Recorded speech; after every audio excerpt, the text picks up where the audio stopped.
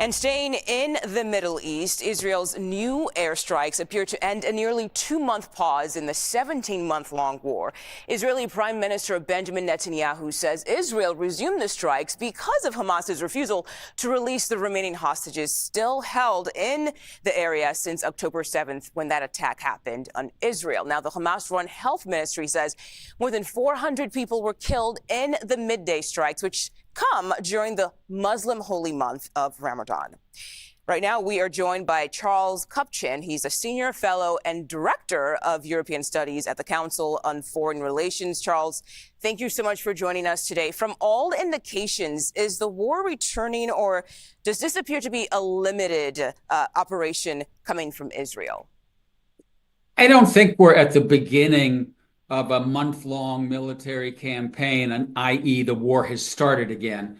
I think what we're seeing is Israel ratcheting up the pressure, first by cutting off humanitarian assistance, then by targeted military strikes, and now a more sustained campaign, particularly against Hamas senior leadership, as a way of engaging in coercive bargaining, pressuring Hamas to get to the negotiating table, release the hostages, and agree to some kind of transition in which Hamas disarms and says yes to some other entity, probably the Palestinian Authority, running Gaza.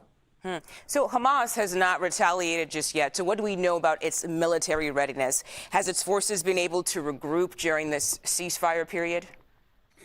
Yes and no. I mean, I think that we see from the pictures that Hamas is still an organized fighting force.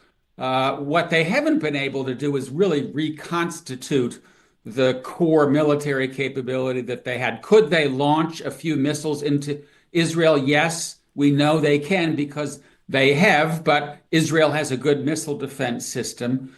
They do have the option of retaliating through the West Bank, using operatives there to carry out terror attacks. They haven't done that so far. So I think Hamas right now is trying to sit back and say, well, what do we do? Should we go to the negotiating table, or are we prepared to sort of go back to a long-term war? Israel is waiting to see what the response will be. In the meantime, we know obviously with those airstrikes, several people were killed. Does it appear there is any path to another ceasefire in the wake of these strikes? Yes, in the sense that, as I said, I don't see this as the beginning of a new long military campaign. I think it's part of a strategy of coercive bargaining. We have to wait and see whether the discussions that emerge in the aftermath of this strike lead to a breakthrough. And it's not surprising that this happened because the first truce, the 6-week truce, deferred to a later date the big questions on the table. Who will govern Gaza? Will Israel completely withdraw from Gaza? There wasn't agreement on those. Now we're trying to get agreement on those tougher issues. It remains elusive, and that's why we're seeing the renewed bombing campaign. All right. Charles Kupchan, senior fellow and director of European Studies at the Council on Foreign Relations. Thank you so much for joining us on the stream today.